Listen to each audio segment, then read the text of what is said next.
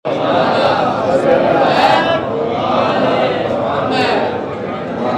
أهل بيته الطيبين الطاهرين الهداة المهديين المعصومين المظلومين، واللعنة الدائمة على أعداء الحق والدين.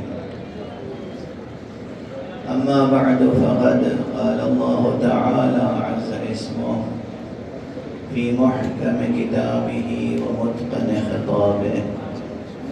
بسم الله الرحمن الرحيم. قل لا أسألكم عليه أجرا إلا المودة في القربى. صدق الله العلي العظيم.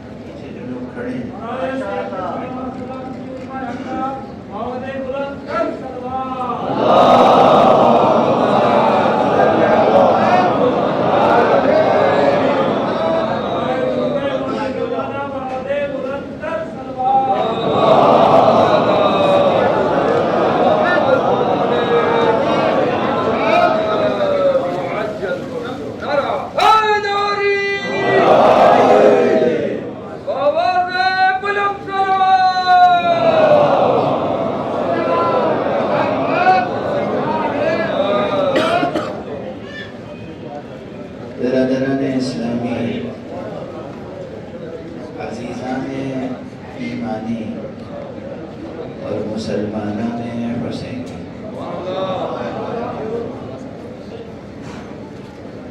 اس میں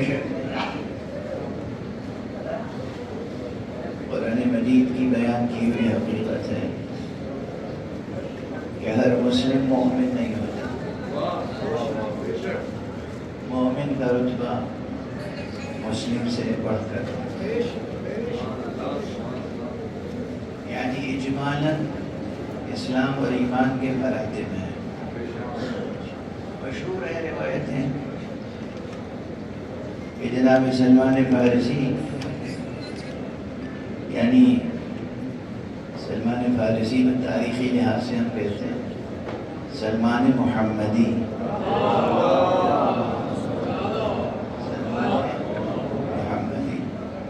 سلمان ابن اسلام،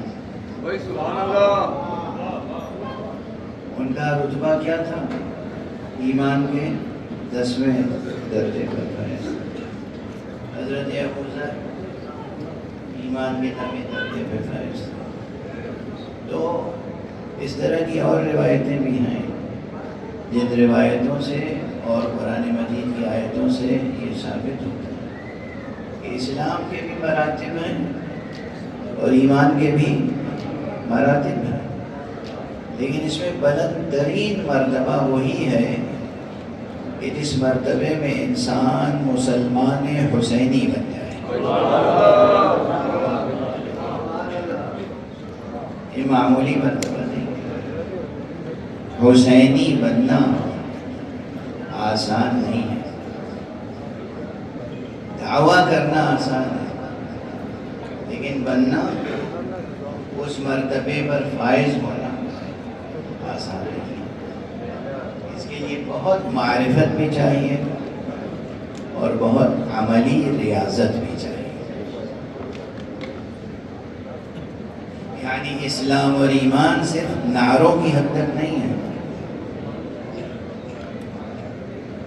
جب تک یہ وجود انسان کا ایک سچے نعرے میں نہ ڈھل جائے،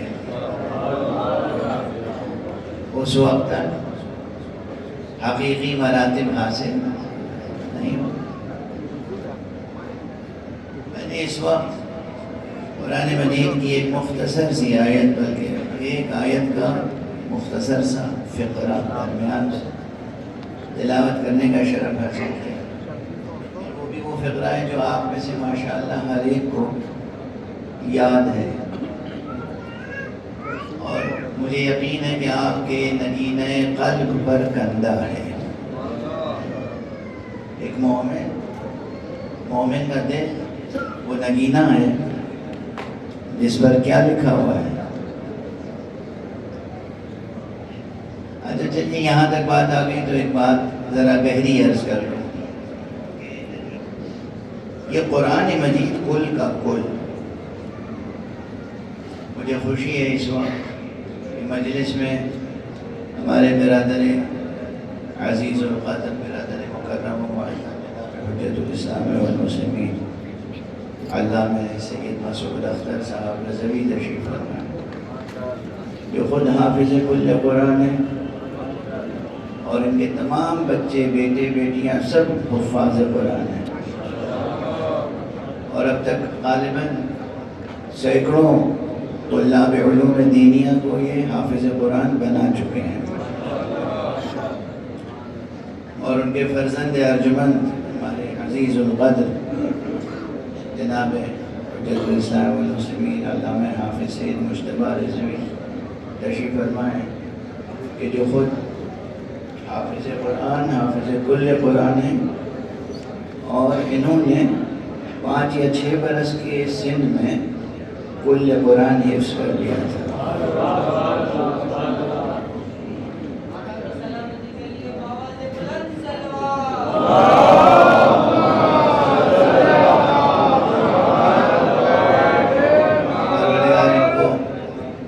اپنی خاص حفظ و امان میں رکھے، اور آپ سب حضرات کو اپنی خاص حفظ و امان میں رکھے۔ قرآن کو قرآن کہتے کیوں ہیں؟ اس پر بہت نکتہ آفرینیاں ارباب صرف و اشتقاق و علوم قرآن نے کی ہیں، لیکن ایک نکتہ یہ فقیر عرض کرتا ہے۔ دراصل یہ کتاب اس جہت سے ہے کہ لوح فطرت پہ لکھی ہوئی ہے، اور قرآن اس جہت سے قرآن ہے کہ جب اس لوح فطرت پر لکھی ہوئی تحریر کو پڑھا جائے، قرأت کی جائے تو قرآن۔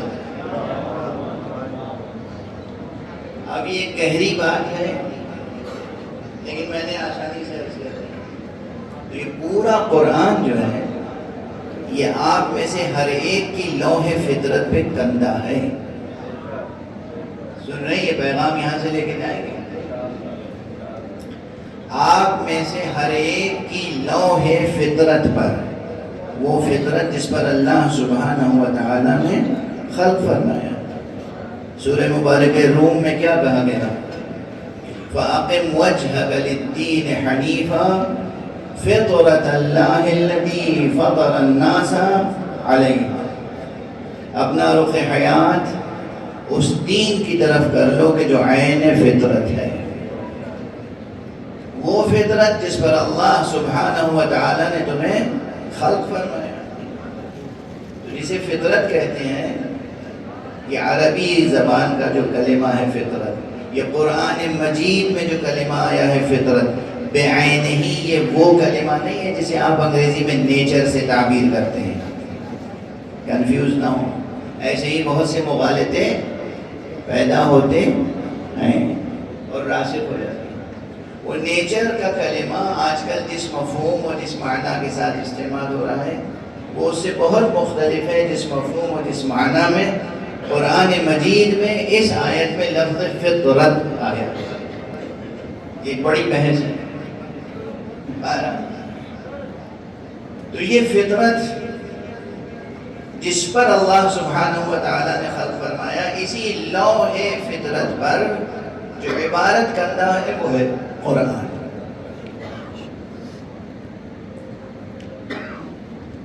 سعادت مند ہے وہ جو اپنی لوح فطرت پر لکھی ہوئی عبارتوں کو پڑھنے اور سمجھنے کی سعادت حاصل کرتا ہے۔ اجنبی نہیں ہے یہ کتاب، اور اسی لیے اب تشویق کے لیے بھی عرض کر رہا ہوں، اور ایک حقیقت امر ہے کہ قرآن مجید دنیا کی کسی زبان کا فرزند ہو، یعنی اس کی مادری زبان کچھ بھی ہو، انگریزی ہو، فرانسیسی ہو، جرمن ہو، حبشی زبان ہو، چینی زبان ہو، کہیں کی زبان ہو، لیکن اگر وہ قرآن مجید حفظ کرنا چاہے بچہ تو آسانی سے حافظ قرآن. یہ کیا ہے؟ میں چیلنج کرتا ہوں، دنیا کی کسی زبان کی کوئی کتاب آپ حفظ کر کے دکھا دیں مجھے. اگر آپ کی مادری زبان وہ نہیں ہے تو پھر آپ حفظ نہیں کر سکتے اتنی آسانی سے جتنی آسانی سے آپ قرآن حفظ کر سکتے ہیں. یعنی اگر کوئی ہندوستان میں پیدا ہوا ہے، کوئی پاکستان میں پیدا ہوا ہے اور اس کی زبان ہندی ہے، مادری زبان، یا سندھی ہے یا پنجابی ہے یا گجراتی ہے یا اردو ہے، اور وہ فرینچ کی کوئی کتاب یاد کرنا چاہے زبانی، 6,500 سینٹنسز زبانی یاد کرنا چاہے، نہیں کر سکتا. جس کی مادری زبان ہندی ہو، فرینچ کی کتاب اتنی بڑی حفظ نہیں کر سکتا، یا کسی دوسری زبان کی، جرمن کی، انگلش کی، کسی زبان کی. لیکن قرآن مجید کی یہ خصوصیت یہ ہے کہ اگر آپ نے صدق دل سے، سچے دل سے، اللہ کی محبت کے ساتھ اسے یاد کرنا چاہا تو یہ خود یاد ہو جاتی ہے.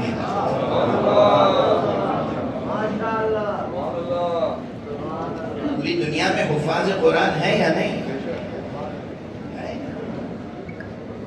ایسے بھی حفاظ ہیں، بلکہ ایسے حفاظ کی تعداد زیادہ ہے کہ جنہیں قرآن حفظ ہے اس کی ایک آیت کا بھی ترجمہ نہیں آتا، نہیں جانتے. اگر ترجمہ معلوم ہو، یہ معلوم ہو کہ اس جملے کا مطلب کیا ہے، تب تو یاد رکھنا آسان ہوتا ہے. لیکن ترجمہ بھی نہیں معلوم، مفہوم، مطلب کچھ نہیں معلوم، لیکن عبارت یاد ہے، یہ معمولی بات ہے. یہ قرآن کے نامتناہی عظیم ترین معجزات میں سے ایک معمولی اور سامنے کا اور ادنا معجزہ ہے کہ اگر کوئی شخص محبت سے یاد کرنا چاہے تو یاد کر لیتا ہے. 6 جگہ کے، یعنی پورا قرآن، کہنا چاہ رہا ہوں کہ پورا قرآن آپ کی لوح فطرت میں، آپ کے قلب پہ ٹنگا ہے، لیکن اس میں جو چند نمایاں ترین مقامات ہیں. کیلیگرافی کے آرٹ پہ کبھی غور کیا ہے؟ جو اچھے کیلیگرافرز ہوتے ہیں، اچھے خطاط، خط گلزار میں بطور خاص جو لوگ لکھتے ہیں، وہ باریک باریک مہین مہین بہت سی چیزیں لکھتے ہیں. کچھ چیزیں بہت نمایاں ہوتی ہیں جو فوراً نظر پڑتے ہی انسان پڑھ لے. ایسے ہی یہ پورا قرآن آپ کی لوح فطرت پر لکھا ہوا ہے، لیکن کچھ آیتیں ہیں جو بہت نمایاں لکھی ہوئی ہیں، اور ان نمایاں ترین آیتوں میں سے ایک آیت یہ ہے، قُلْ لَا أَسْأَلُكُمْ عَلَيْهِ أَجْرًا إِلَّا الْمَوَدَّةَ فِي الْقُرْبَى.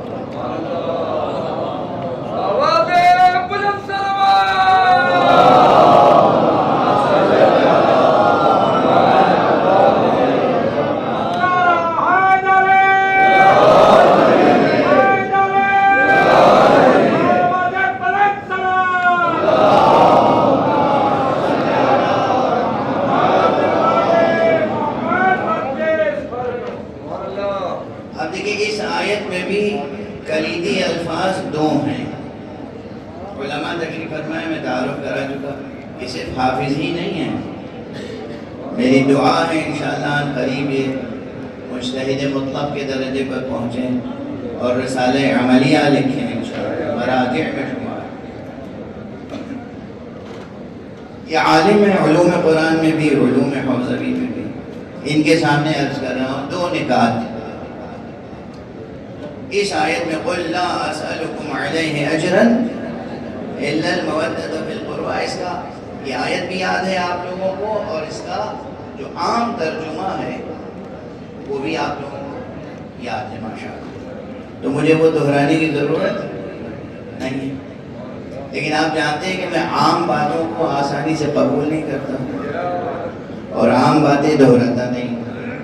تو کچھ نہ کچھ ایک خاص زاویہ اس کی طرف آپ کی توجہ دلانا چاہتا ہوں.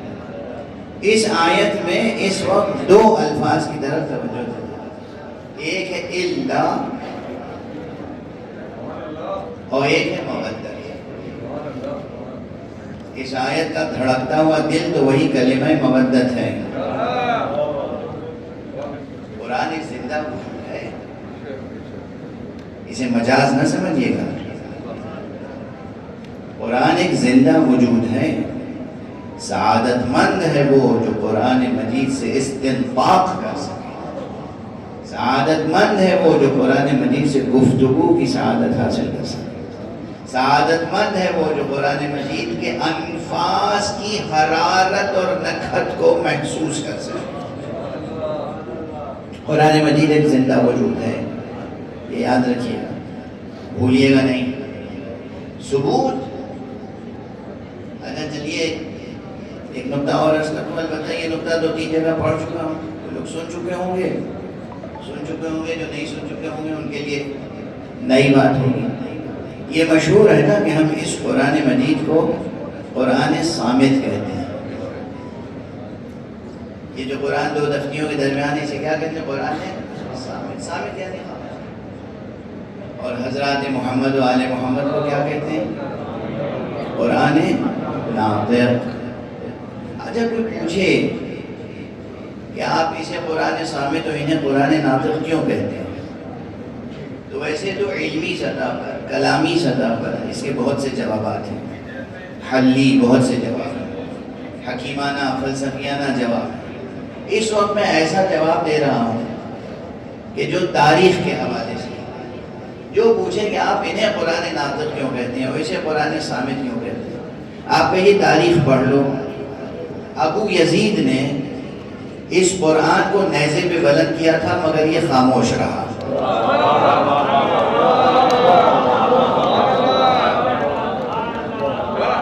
ابو یزید نے صفین میں اس قرآن کو جزدان میں رکھ کے نیزوں پہ بلند کیا، یہ قرآن خاموش رہا. یزید نے سر حسین کو نیزے پہ بلند کیا مگر وہ خاموش نہیں رہا.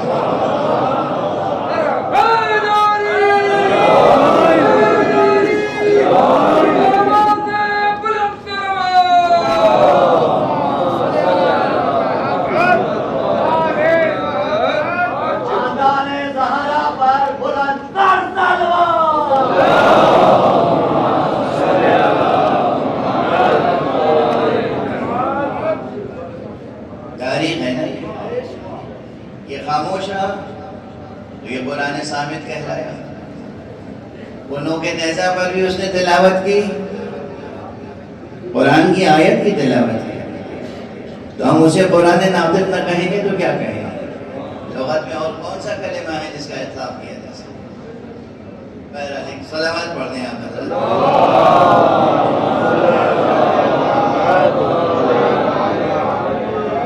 بات قرآن کے تعلق سے ہو رہی ہے اور میں کرنا چاہتا ہوں عمدہ. قرآن ایک زندہ وجود ہے، ایک زندہ وجود ہے.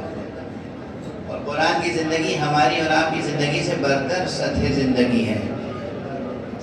زندگی بھی تو دو مراتب ہے، ذات مراتب ہے. زندگی میں بھی مراتب ہے. جیسے یہ نور ہے، روشنی ہے. یہ روشنی کبھی کم پاور کی ہوتی ہے اور کبھی زیادہ پاور کی ہوتی ہے. سب تو آپ لوگ جانتے ہیں نا اچھی طرح سے. کبھی ہلکی روشنی ہوتی ہے، کبھی تیز ہوتی ہے، کبھی بہت تیز ہوتی ہے. ایسے ہی زندگی ہے. زندگی کے بھی مراتب ہیں. ہماری جو سطح زندگی ہے اس سے کہیں بلند ہے قرآن کی سطح زندگی. بے طرح بلند ہے سطح زندگی ہے قرآن. کوشش کریں، کامیابی یہ ہے کہ ہم اس سے کسب حیات کریں.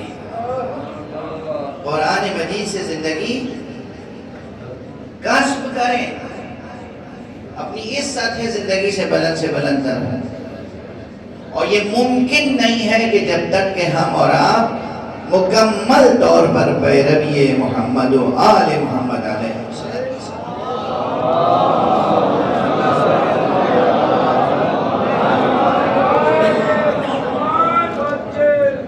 ممکن نہیں.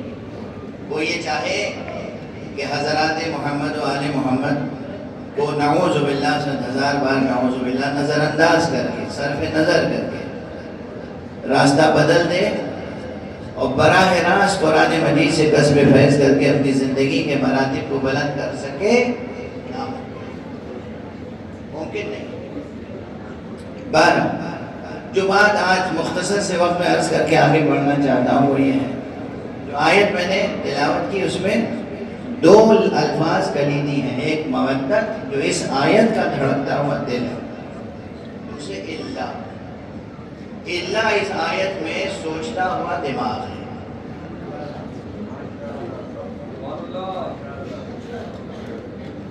یہ جو آیت ہے نا، قُلْ لَا أَسْأَلُكُمْ عَلَيْهِ أَجْرًا إِلَّا الْمَوَدَّةَ فِي الْقُرْبَى، یہ اللہ اس آیت کا سوچتا ہوا دماغ ہے، اور مودت جو ہے وہ اس آیت کا دھڑکتا ہوا یعنی کیا؟ عام طور پہ ترجمہ یہ کیا جاتا ہے کہ اے رسول آپ اس امت سے کہہ دیجئے کہ ہم تم سے اجر رسالت نہیں چاہتے مگر اپنے اہل بیت کی محبت، یہی ہے نا ترجمہ جو آپ بتاتے تھے۔ اس ترجمے میں دو قباحتیں ہیں۔ ایک قباحت یہ ہے کہ بہرحال محبت کا، محمد اور آل محمد سے محبت کا رتبہ کل دین کے مقابلے میں ایک جزوی رتبہ ہوا۔ دین ایک طرف، نماز ایک طرف، روزہ ایک طرف، حج ایک طرف، پورا دین ایک طرف، اصول سے لے کے فروع تک، اس کے پہنچانے کی اجرت کے طور پر محبت ایک طرف۔ واضح ہو رہی ہے بات؟ حقیقت یہ نہیں، حقیقت یہ نہیں، چونکہ اگر اجرت قرار دیں گے تو اور کئی قباحتیں ہیں۔ رسالت کام کس کا ہے؟ اللہ نے سپرد کیا ہے نا پیغمبر، کام اللہ سپرد کرے گا اور اجرت امت سے لیں گے، یہ ممکن ہے؟ اور پھر اسی قرآن مجید میں بہت سے مقامات ہیں جہاں دوسرے انبیاء کی زبان سے یہ باتیں کہی گئی کہ ہم کسی اجر کے لیے یہ خدمت نہیں کر رہے، ہم تو صرف خدا کے لیے کر رہے ہیں۔ تو دوسرے انبیاء تو یہ کہہ کے گزر جائیں کہ ہم تم سے کچھ بھی اجرت نہیں چاہتے، اور خاتم النبیین، امام المرسلین، سید المرسلین صلی اللہ علیہ وآلہ وسلم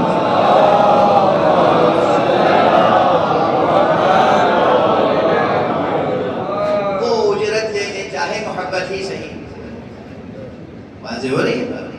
ایک نبی کہہ رہا ہے، یعنی دوسرے انبیاء کہہ رہے ہیں کہ ہمیں کوئی اجرت نہیں چاہیے، اور یہ فرما رہے ہیں کہ ہمیں محبت چاہیے اجرت میں، اگر تو یہ قباحت آئے گی۔ ٹھیک ہے، واضح ہو رہی ہے؟ یہ تب ہوگا جب اللہ کو استثناء کے معنی میں لیں۔ اب یہ بالکل ٹیکنیکل بحث ہے، معاف کیجیے گا، آپ لوگ علماء سمجھتے ہیں، لیکن میں کہہ کے گزر رہا ہوں۔ اتنے بڑے مجموعے میں کتنے لنگوسٹکس ہوں گے، کتنے زبان داں ہوں گے، دانشور ہوں گے، ادیب ہوں گے، شاعر ہوں گے، میں فردن سب کو پہچانتا نہیں ہوں، علماء ہوں گے، اور پھر آج کل یہ نوجوان بچے سب سوچنے والے بچے ہیں، ریسرچ کرنے والے بچے ہیں، تو کوئی بات ذہن میں رہ جائے گی تو آپ تحقیق کریں گے۔ اللہ عربی زبان میں استثناء کے لیے ضرور آتا ہے، لیکن اور بھی معنی میں آتا ہے، چنانچہ کسی اور نے نہیں۔ علامہ مفید، شیخ مفید علیہ الرحمہ، جن کی قبر مبارک کی زیارت بھی آپ حضرات نے کی ہوگی کاظم عین میں، امام موسیٰ الکاظم علیہ السلام کے جوار۔ شیخ مفید نے ایک نقطے کا تذکرہ کیا ہے، کہا کہ یہاں اللہ استثناء کے لیے نہیں، استئناف کے لیے ہے۔ اب بس اتنا سا فقرہ یاد رکھیے گا، اس کی تشریح نہیں کروں گا، تشریح اس لیے بھی نہیں کروں گا تاکہ آپ کے اندر جستجو بیدار رہے۔ ایک چیز احساس ہے کہ یہ چیز سمجھ میں نہیں آئی تھی تو ہمیں اسے سمجھنا ہے۔ دو الفاظ یاد رکھیں، استثناء کے لیے نہیں، استئناف کے لیے ہے یہاں۔ اب یہ ٹیکنیکل ٹرمینالوجی ہے عربک گرامر کی، میں اس کے اندر جو مفہوم چھپا ہوا ہے واضح کر دیتا ہوں۔ استثناء میں تو یہی ہے کہ آپ آپ کو ہم نے نماز سکھائی، روزہ سکھایا، حج سکھایا، پورا دین سکھایا، اب آپ جو ہمیں آج اجرت دینا چاہتے ہیں یہ مال دنیا، ہمیں یہ مال دنیا نہیں چاہیے، بس ہمیں کیا چاہیے؟ آپ سے محبت، اپنے اہل بیت، یعنی ایک چیز چاہیے اور کچھ نہیں چاہیے، ایک چیز چاہیے، یہ ہے استئناف میں کیا معنی ہوں گے؟ اب توجہ رکھیے گا، پہلے ایک مثال دے دو پھر اصل مطلب عرض کروں۔ بزرگوں کی بزرگواری کے کچھ انداز ہوتے ہیں، جو بڑے ہوتے ہیں، سرپرست ہوتے ہیں، بزرگوار ہوتے ہیں، ان کے اپنے انداز ہوتے ہیں، اور یہ ہر خاندان میں اور ہر گھرانے میں، ہر باشرف گھرانے کی یہ مثال ہو سکتی ہے۔ چھوٹے بچے آپ انہیں کچھ دیں، دیتے رہیں برابر، اب وہ بچے باشرف وہ بھی تو ہیں، کبھی ان کا نہیں چاہے گا کہ ہم بھی انہیں لا کے، ہوتا ہے اکثر بچہ بھی لا کے بڑے کی خدمت میں کچھ دیتا ہے کہ یہ ہم دے رہے ہیں آپ کو، اس وقت بڑا کیا کرتا ہے؟ بڑا یہ کرتا ہے، ہاں بیٹا آپ یہ میرے لیے لائے ہیں، اچھا دیکھیے یہ بھی آپ کے لیے ہے، اور یہ جو ایک سب سے بڑی چیز ہم نے ابھی تک نہیں دی تھی نا، یہ بھی انعام میں ہم آپ کو دے رہے ہیں۔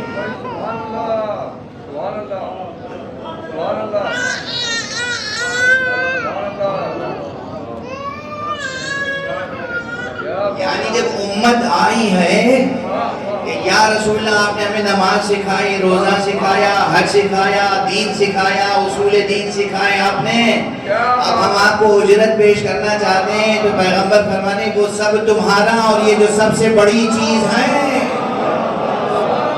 آج یہ بھی عطا کر رہے ہیں۔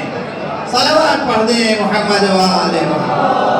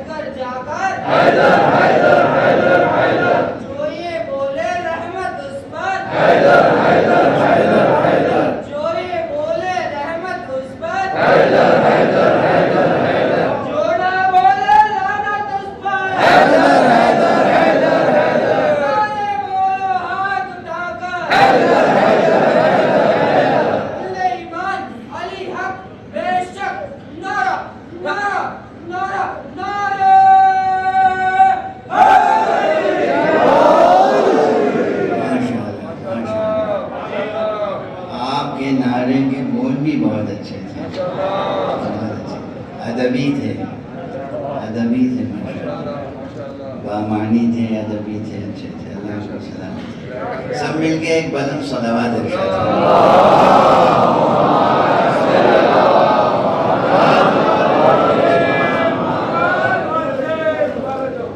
تو شکر ہے کہ یہ نقطہ منتقل ہو گیا آپ تک، کہ یہ اجر نہیں ہے، محبت اہل بیت وہ عظیم شے ہے جس کے مقابل میں دوسرے پڑھنے پہ کچھ بھی رکھ دیجیے، اجرت کے طور پر اس کا وزن نہیں کیا جا سکتا۔ دونوں قرأتوں میں یہ فرق ہو جائے، استثناء میں کیا ہوگا کہ بھئی ادھر یہ سب چیزیں ایک پڑھنے پر دوسرے پڑھنے پہ محبت، یہ اس کا اجر، یہ اس کا عوض، یہ اس کا ثمن، یہ اس کا مسمن، یہ اس کی قیمت، یہ اس کے مقابلے میں، اس قیمت کے مقابلے میں مال، تو دونوں میں برابری ہو جائے گی نا. لیکن اس معنی میں برابری نہیں ہوگی. معلوم ہوگا نماز عظیم ہے، روزہ عظیم ہے، حج عظیم ہے، ہر شے کی اپنی عظمت ہے، لیکن ان تمام واجبات اور فرائض میں بطور مستقل مودت اہل بیت کی اپنی حیثیت ہے، اپنی عظمت ہے.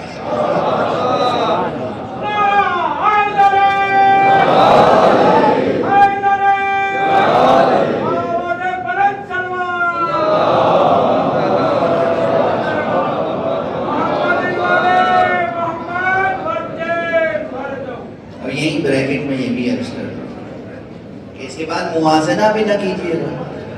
اس کے یہ معنی نہیں ہوگا کہ مودت ہم رکھتے ہیں تو نماز کی ضرورت نہیں ہے. یہ فلسفہ نہیں ہے. ہر چیز کی اپنی حیثیت ہے، ہر چیز ضروری ہے، ہر چیز کا اپنا رتبہ ہے، ہر چیز کا اپنا مقام ہے. لیکن مودت اہل بیت، محبت اہل بیت کا رتبہ اور مقام ان سب سے بڑھ کر ہے اور مستقل ہے، کسی کے مقابل میں نہیں ہے.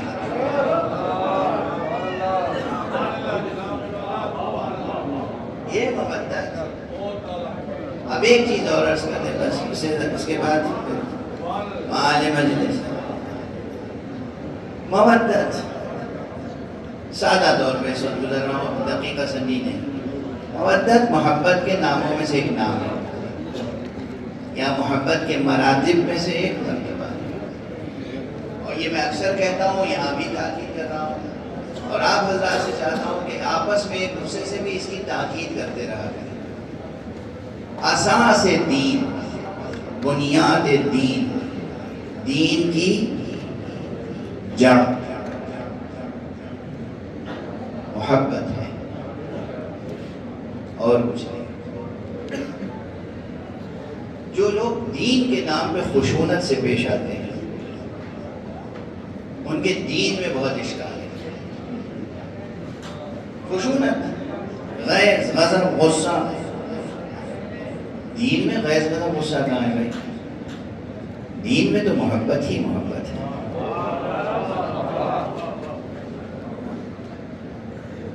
بہت سے شعراء جو اپنی غزلوں میں اور نظموں میں، کلاسیکی لٹریچر میں شیخ اور زاہد اور وائز کو ٹارگٹ کرتے ہیں. اسی لیے یہ شیخ کیا کرتا ہے؟ اللہ سے ڈراتا ہے، جبکہ اللہ وہ شے نہیں ہے جس سے ڈرا جائے. اللہ تو وہ حقیقت ہے جس سے محبت کی جائے.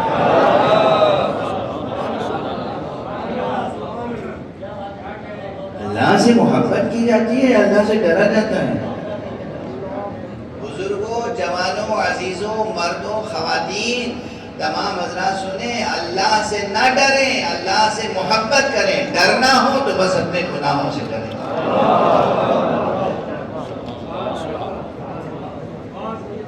ڈرنا ہو تو اپنی جہالت سے ڈریں، ڈرنا ہو اپنی غلطی سے ڈریں، ڈرنا ہو اپنی خطا سے ڈریں، ڈرنا ہو تو اپنے گناہ سے ڈریں.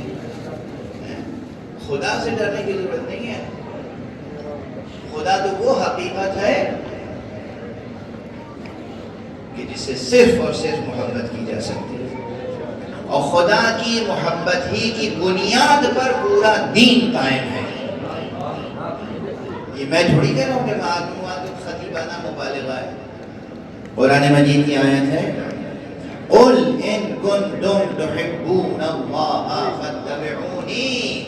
اے رسول آپ کہہ دیجئے کہ اگر تم اللہ سے محبت کرتے ہو تب میری پیروی کرو. کیا اس میں دقیقہ سمجھیے. دین نام کس کا ہے؟ خدا کی قسم دین کسی چیز کا نام نہیں ہے سوائے پیروی مصطفیٰ کے صلی اللہ علیہ وآلہ وسلم.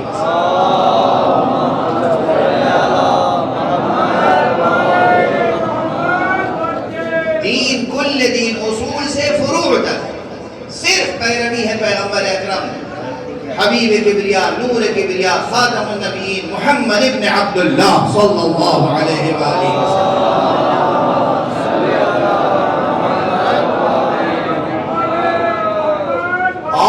دین ہے پیروی مصطفیٰ، سیرت مصطفیٰ کا نام دین ہے، سیرت مصطفیٰ کا نام شریعت ہے، تو خدا کیا کہہ رہا ہے؟ اعلان کر دیجئے قول ان کنتم تحبون اللہ، کہہ دیجئے اگر تم اللہ سے محبت کرتے ہو تب میری پیروی کرو۔ یعنی دین اگر اختیار کرنا ہے تو دین محبت خدا کی بنیاد پر اختیار کرو۔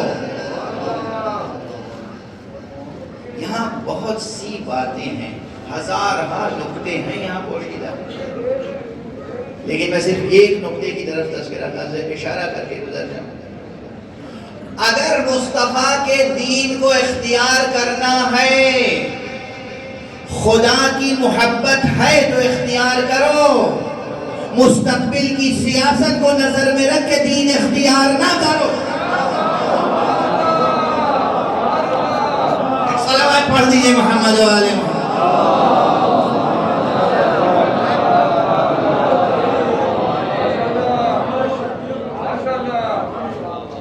دین تو اختیار کر رہے ہیں، جو رسول کہہ رہے ہیں وہی ہم کہہ رہے ہیں، وہ کہہ رہے ہیں لا الہ الا اللہ، ہم بھی کہہ رہے ہیں لا الہ الا اللہ، رسول کہہ رہے ہیں محمد رسول اللہ کہو، ہم بھی کہہ رہے ہیں محمد رسول اللہ، رسول نماز پڑھ رہے ہیں ہم بھی نماز پڑھ رہے ہیں، رسول روزہ رکھ رہے ہیں ہم بھی، وہ جہاد کر رہے ہیں ہم بھی جہاد کر رہے ہیں، نظر میں یہ ہے کہ آنکھ بند ہونے دو پیغمبر کی،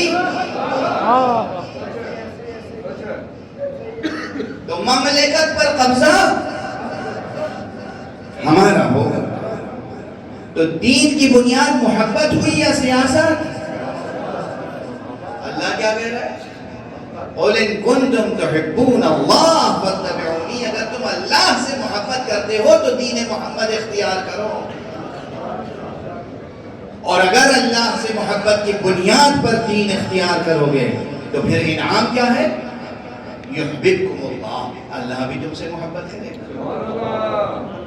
یعنی اساس دین بھی محبت ہے، انعام دین بھی محبت ہے، اور اسی لیے دین کا جزو اعظم بھی محبت ہے۔ قُلْ لَا أَسْأَلُكُمْ عَلَيْهِ أَجْرًا إِلَّا الْمَوَدَّةَ فِي الْقُرْبَى، صلوات اللہ۔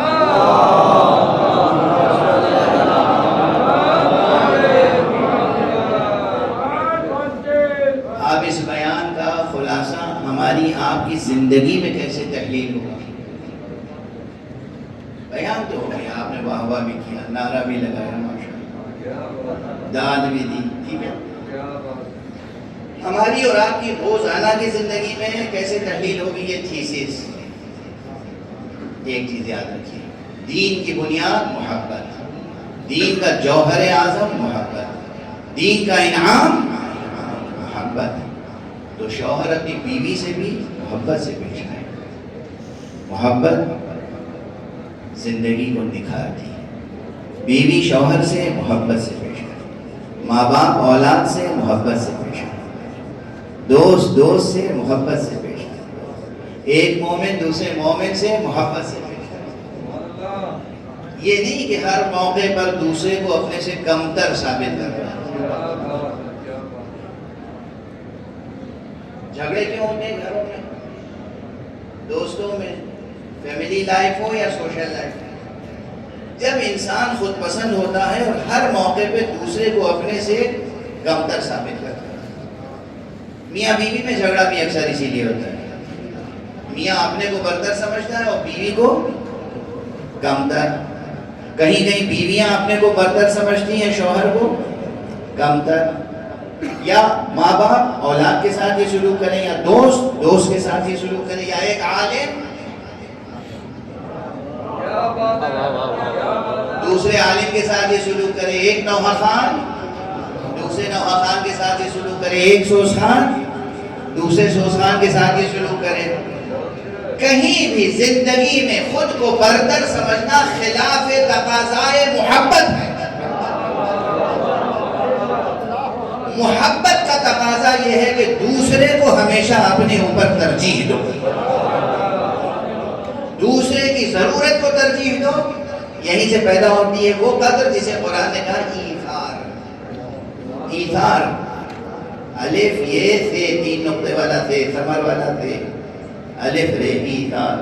وَيُؤْثِرُونَ عَلَىٰ أَنفُسِهِمْ وَلَوْ كَانَ بِهِمْ خَصَاصَةٌ، دوسرے کی ضرورت کو اپنی ضرورت پہ ترجیح دینا، یہ قدر ہے، یہ ایک ویلیو ہے، مورل ویلیو، ایتھیکل ویلیو. اس کی بنیاد کس پر ہوگی؟ اپنے دل کو، اپنے وجود کو سراسر محبت میں تبدیل کرتے ہیں. آپ سب سے بہترین انسان بھی ہوں گے، سب سے بہترین مسلم بھی ہوں گے، سب سے بہترین مومن بھی ہوں گے. اور یہ یاد رکھیں کہ محبت ہی بنیاد دین ہے، محبت ہی انعام دین ہے، محبت ہی جوہر دین ہے. اس لیے دین میں تو کہیں نفرت کی گنجائش ہی نہیں ہے. پھر جناب والا یہ دین میں نفرتیں کیوں پیدا ہو جاتی ہیں؟ کبھی کوئی سچا دیندار، کبھی کوئی سچا فقیہ، کبھی کوئی سچا مجتہد، کبھی کوئی سچا عالم، کبھی کوئی سچا ذاکر حسین، کبھی کوئی سچا ادیب و شاعر نفرت انگیز باتیں نہیں کرتا. نفرت انگیز باتیں تو سیاست والے کرتے ہیں، کیپٹلزم والے کرتے ہیں. سیاست والے وہ افراد جنہوں نے انسانیت کی بو بھی جن کے مشام میں نہیں پہنچی ہے. آج کا اسلام دنیا میں انسانوں کو تقسیم کر رہا ہے یا سو کالڈ ویسٹرن کیپٹلزم؟ انسانوں کو اسلام تقسیم کر رہا ہے یا امریکن کیپٹلزم؟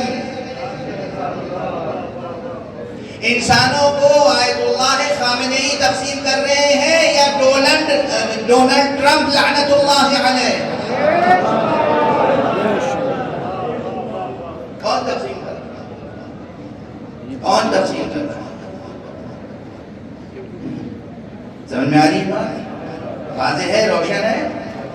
خبریں بھی صحیح توجہ سے پڑھتے ہیں، سنتے ہیں. یہ سیاست ہے، یہ سرمایہ پرستی ہے، یہ کیپٹلزم ہے، اور وہ بھی پیور امریکن کیپٹلزم جس میں انسانیت کی کوئی گنجائش نہیں ہے. یہ انسانیت کا کینسر، یہ انسانیت کا کینسر، یہ سینہ انسانیت کا کینسر. بہت فکر انگیز بحث ہے یہ، بہت اکیڈمک بھی ہے، سوشل بھی ہے، پولیٹیکل بھی ہے، دینی بھی ہے. دینی اس لیے کہ دین کو تعلق ہے انسانوں سے اور انسانوں کی حفاظت سے. تو یہ درس لے کے جائیے گا. کربلا میں آئے ہیں،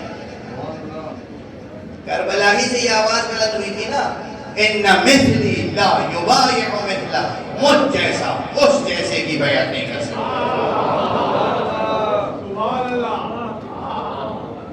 کیا بلیغ فقرہ تھا آقا امام حسین علیہ السلام. مجھ جیسا اس جیسے کی بیعت نہیں کر سکتا. یہ علماء تشریف فرمائے، جائیے گا کتب بلاغت دیکھیے گا، اس میں مکمل مشابہت نہیں ہوتی، کہیں جزئی مشابہت بھی ہو، رتبے کے فرق کے ساتھ بھی، تو بھی وہ اس میں شامل ہوگا. آقا حسین معصوم ہے، آقا حسین عظیم ہے، آقا حسین معصوم ہے، عظیم ہے، 14 معصومین میں سے. لیکن میں نے ڈونلڈ ٹرمپ صاحب کا نام لے لیا، لعنت بھیج دی، کوئی حرج تو نہیں ہے، گھبرا تو نہیں ہے، پریشان تو نہیں ہو رہے؟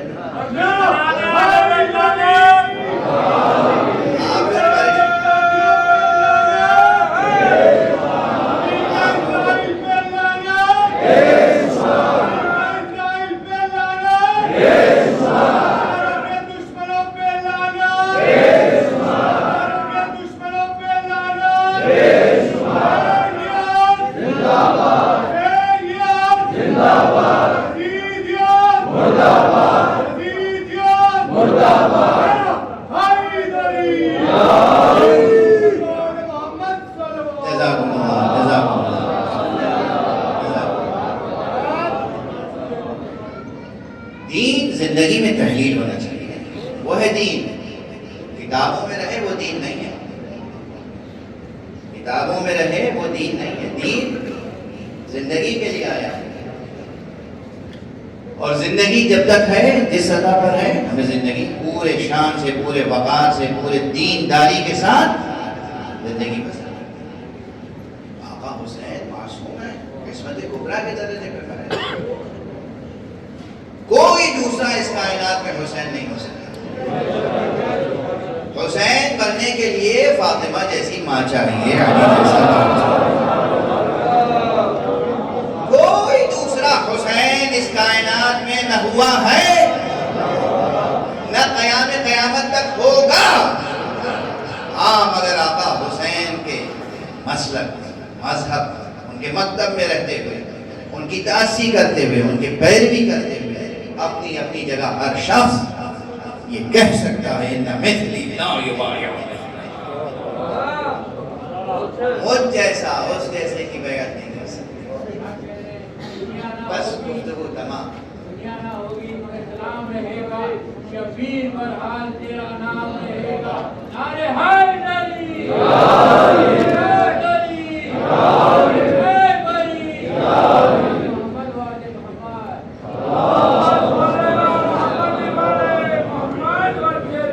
تو بس اب خلاصہ کر دوں، دو تین چیزیں، دو تین نقطے یاد رہ جائیں۔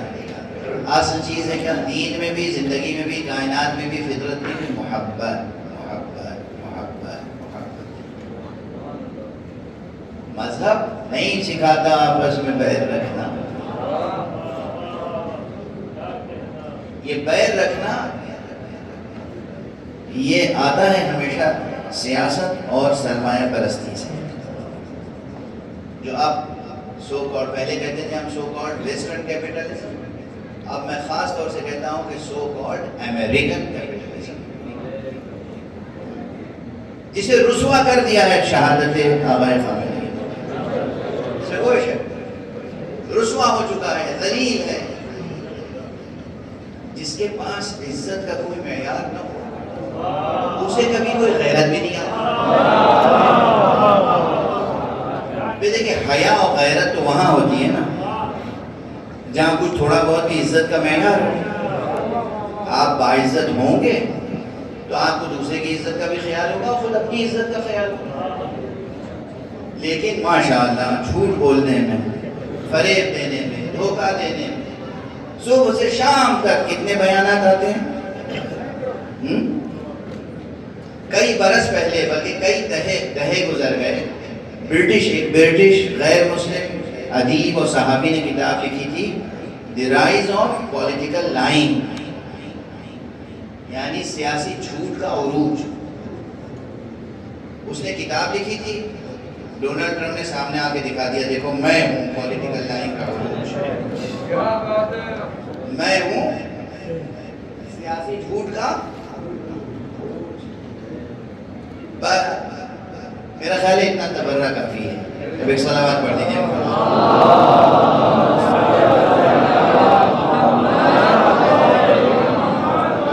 میں بہت معذرت چاہتا ہوں، امریکہ مرد آباد، مرد آباد، مرد آباد، اسلام مرد آباد، مرد آباد، مرد آباد، اسرائیل مرد آباد۔ اب اس کے باب مسائل میں گفتگو داخل ہو، میں ایک معذرت کروں اور دعا، بعد میں بھی دعا کروں گا۔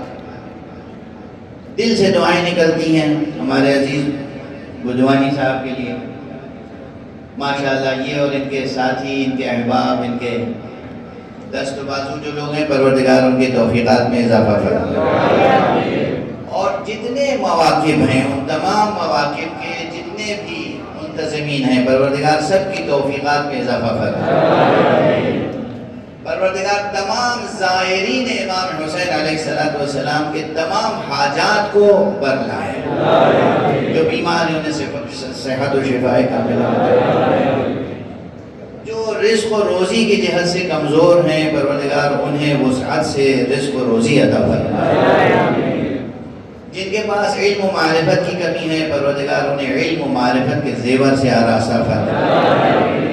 پروردگار اپنے خزانے بے کرا سے زائرین امام حسین کی تمام چھوٹی بڑی ضرورتوں کو پورا کرے۔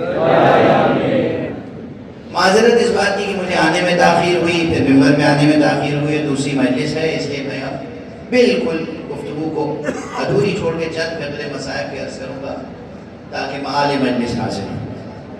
مجلسیں شب و روز 24 گھنٹے مجلسوں کا سلسلہ جاری ہے. یہاں آئے کسی ہیں؟ یہاں آئے ہیں آقا حسین کی بارگاہ میں خراج عقیدت پیش کرنے. یہاں آئے ہیں آوازاری کے لیے، یہاں آئے ہیں ماتم و عزاداری کے لیے. آئے کس میں؟ وہی محبت جو اللہ نے واجب قرار دی ہے، اس محبت کا تقاضا یہ عزاداری بھی ہے. یہ عزاداری اسی محبت کا تقاضا ہے. مجھے ایک روایت یاد آ رہی ہے اس وقت، بالکل غیر متعلق، اس وقت ذہن میں آ گئی تو بس میں اس وقت پڑھ دیتا ہوں اسے. جب رسول اللہ اس دنیا سے گزر گئے، رسول اللہ کا ایک ناقہ تھا. یہ وہی ناقہ تھا جس پر آپ سوار ہو کے مکے سے مدینے ہجرت کر کے آئے تھے. پھر زندگی بھر یہ ناقہ آقا رسول اللہ کی خدمت کرتا رہا. جیسے ہی رسول اللہ کی شہادت ہوئی، وفات ہوئی، آپ کے دفن کے بعد وہ ناقے نے کھانا پینا چھوڑ دیا.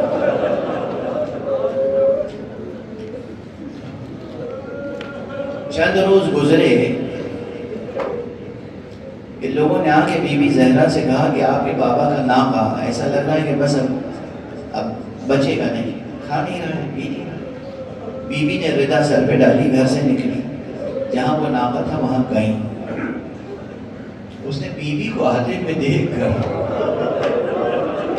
مزید اپنا سر زمین پر پٹکنا شروع. ناقہ تھا، ناقہ اپنا سر زمین پہ پٹکنا شروع کیا. تو زور زور سے چیختا تھا، اس کی آنکھوں سے آنسو بہہ رہے تھے، ساری دنیا دیکھ رہی تھی. اور جب بی بی قریب پہنچی تو سمجھیے کہ بی بی کے قدموں پہ اس نے جان دے دی.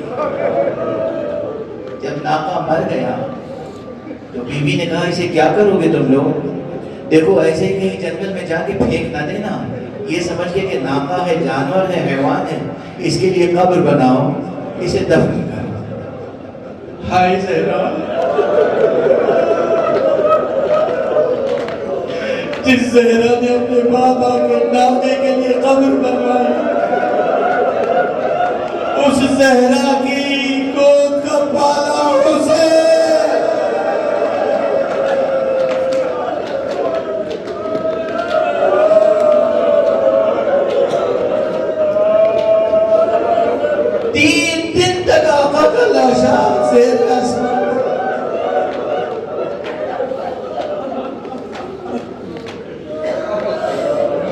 اجرکم علی اللہ، اجرکم علی اللہ. موقع نہیں ہے، اس وقت یاد آ رہے تھے اشعار سید شریف رضی کے، اشعار بل خزائی کے، مگر اب پڑھنے کا وقت نہیں ہے. آئے زہرا کیا قیامتیں گزری. اور یہ تو چشم ظاہر کی بات ہے، جو چشم باطن رکھتے ہیں وہی جانتے ہیں کہ آقا حسین کا سر بھی جو قطع ہوا تھا، ارے پانی آغوش ہی میں تو قطع ہوا تھا.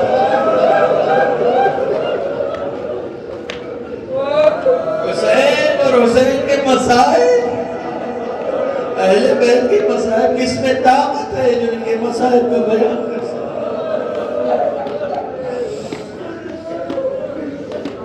ایک واقعہ اور عرض کرتا ہوں، جو کہ 40 کی زیارت کے سلسلے کی مجلس ہے. 40 حسینی قریب آ رہی ہے، تو یہ وہ ایام ہے نا جب اہل حرم کربلا سے کوفے لے جائے گئے، کوفے سے شام لے جائے گئے. چند روز کوفے میں زندان میں رہے، شام میں زندان میں رہے.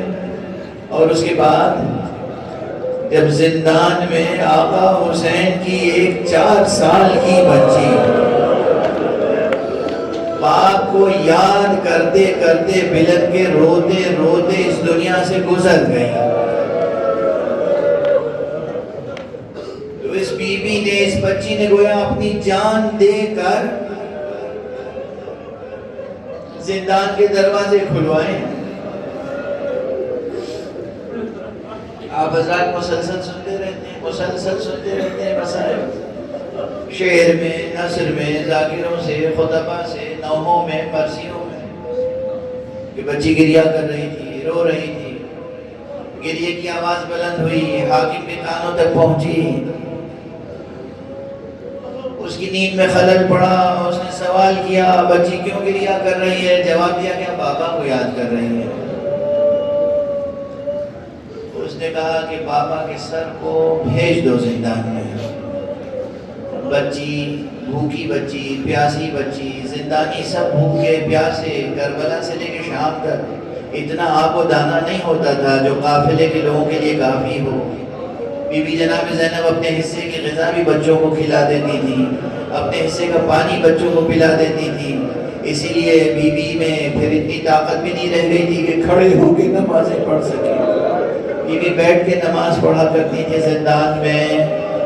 اس زندان میں سر حسین جب لایا گیا تو اس طرح لایا گیا کہ خان پوش سے اسے ڈھانک دیا گیا۔ جیسے زندان میں آئے تو بچے یہ سمجھیں کہ کھانا آیا، لیکن جب خان پوش ہٹایا گیا تو بی بی نے دیکھا بابا کا سر ہے۔ بچی تڑپ گئی، تڑپ کے اس نے رخسار پدر پہ رخسار رکھ کے گریہ شروع کیا، بابا۔ کربلا سے لے کر آج تک جو مصیبتیں پڑ رہی ہیں آپ ملاحظہ فرما رہے ہیں، بچی نے گریہ کیا، خوب گریہ کیا۔ اور جب بچی خاموش ہوئی، جناب زینب کبریٰ آگے بڑھی اور انہوں نے جو بچی کا شانہ ہلایا تو ایک فریاد کی، سید سجاد تمہارے بابا کی امانت ضائع ہو گئی، بیٹا اب وہ بچی اس دنیا میں نہیں رہی۔ جناب سید سجاد آگے بڑھے اور اس کے بعد جب غسل و کفن کا اہتمام کیا ہے، یہ جملہ آپ بہت سنتے رہتے ہوں گے، بچی کی پیٹھ پہ اتنے زخم تھے، سر سے پیر تک بچی کے اتنے زخم تھے کہ جب چاہتے تھے غسل کے وقت قمیص جدا کریں، جسم سے قمیص جدا نہیں ہوتی تھی، جسم سے قمیص اس